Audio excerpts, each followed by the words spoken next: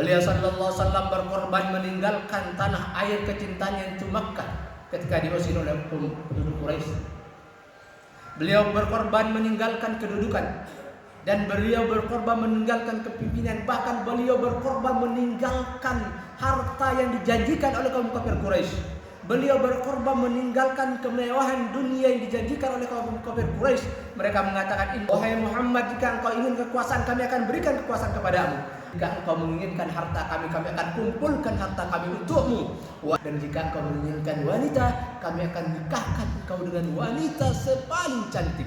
Maka kita lihat bagaimana pengorbanan baginda Nabi sallallahu alaihi wasallam, Rasul kita yang maksum, Nabi Allah Subhanahu wa taala, kekasih Allah Subhanahu wa taala, masih berkorban untuk agamanya.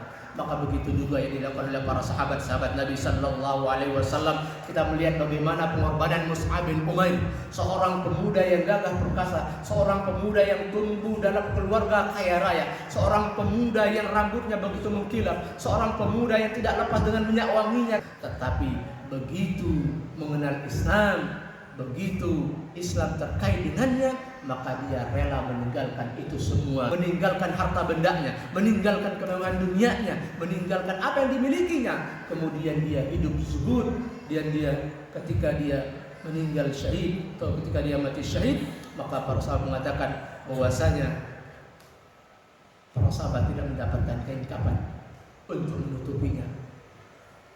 Ketika kepalanya ditutup, maka kakinya terbuka.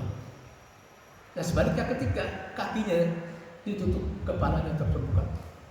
Padahal dia adalah manusia.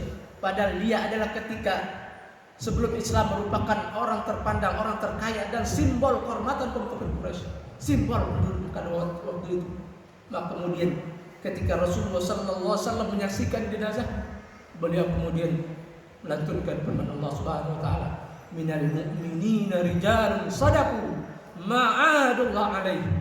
Faminhum man qadha nahbahu wa minhum man yantazir wa ma badalu tabdila." Dan di antara orang-orang mukmin itu ada orang-orang menepati apa yang telah mereka janjikan kepada Allah. Di antara mereka ada yang telah gugur, dan di antara mereka ada pula yang menunggu dan mereka sedikit pun tidak mengubah janjinya.